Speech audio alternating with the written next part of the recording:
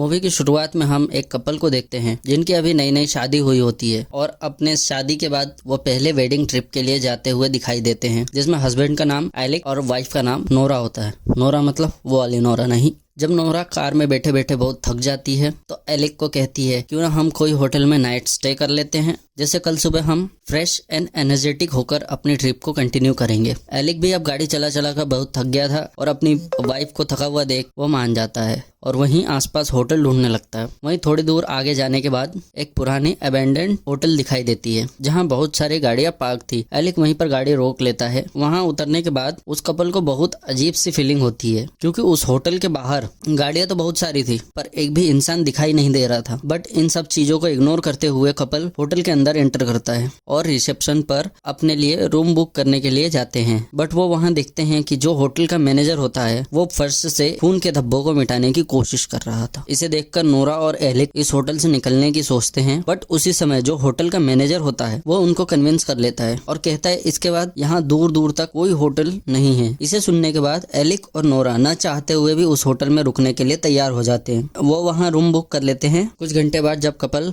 Freshen up होके सोने चले जाते हैं तब उनके सोने के बाद हमें दिखाई देता है कि उनके बेड के नीचे एक आदमी निकलता है जिसने एक एनिमल का मास्क लगाया होता है और हाथ में एक हथौड़ा होता है जो इन कपल के सर पर मारकर इन्हें बेहोश कर देता है। दोस्तों, अगर आपने इस कहानी को यहाँ तक देख लिया है प्लीज़ आप इस चैनल को सब्सक्राइब करें। सब्सक्राइब करने में आपका कोई भी अमाउंट नहीं लगता बट हमें मोटिवेशन मिलता है। चलिए विदाउट एनी वेस्टिंग टाइम हम अपनी कहानी को आगे बढ़ाते हैं। इसके बाद सीन अगले दिन पर शिफ्ट हो जाता है जहां नोरा की आंख खुलती है। वह देखती है कि कुछ लोग जिन्होंने एनिमल का मास्क लगा रखा है वो उसे एक पिंजरे में बंद करके जानवरों जैसा बर्ताव करते हैं और उसे एक फार्म हाउस में ले जाया जाता है। वहीं पर एलेक भी पिंजरे में बंद दिखता है और हमें बहुत से लोग दिखते हैं जो किसी न किसी तरह से उस होटल में रुकने के लिए आए थे। सभी लोगों को पिंजरों में दिखाया जाता है। नोरा इन सब चीजों को समझने की कोशिश कर ही रही थी, तभी कुछ लोग जिन्होंने वही एनिमल का मास्क पहना हुआ है वो उसी फार्म में एंटर करते हैं। नोरा की पास वाली केज में एक लड़की को बड़ी बेरहमी से उसके बॉडी पार्ट्स को काटकर और उसके सारे बॉडी पार्ट्स को निकालकर एक बकेट में रख देते हैं ताकि जो कुछ भी वेस्ट बचता है उसे खाकर वहीं से निकल जाते हैं। और सिलसिला यही नहीं रुका, फिर उसके बाद वो एक नेक्स्ट केज की तरफ जाते हैं जहाँ पर वो एक औरत से उसके बच्चे को छीनकर एक बारबेक्यू मशीन में डाल देते हैं, जिससे हमें इन लोगों का मकसद पता चलता है। वो लोग यहाँ पर अन्य लोगों को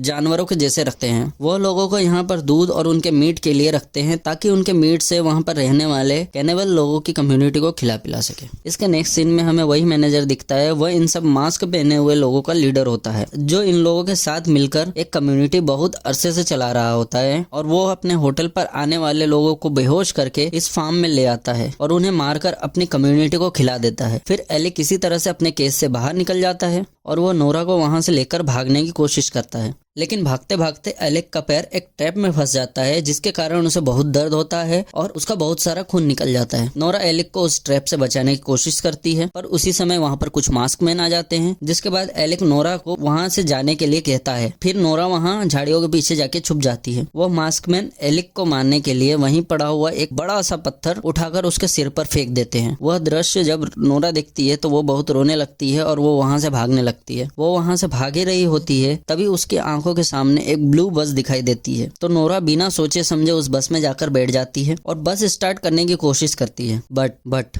जब वो पीछे मुड़कर देखती है तो बस में सारे वही लोग बैठे होते हैं जिनसे वो भागने की कोशिश करती है। उसके बाद वह सीन वहीं एंड हो जाता है और नेक्स्ट सीन में हमें देखने को मिलता है कि नोरा और उसके साथ एक और लड़की को पकाकर एक दावत की थाली में सजा दिया जाता है। दोस्तों, मैं आपको बस ये बताना चाहता हूँ तो यह कहानी बिल्कुल एक सच्ची घटना पर आधारित है बट एक अपोजिट एंगल से, जिसमें इंसानों की जगह कई पशु शिकार होते हैं। तो ये कहानी यहीं ख़त्म हो जाती है। चलिए गुड बाय। हम फिर एक नई कहानी एक नए उमंग के साथ आपके साथ जुड़ेंगे।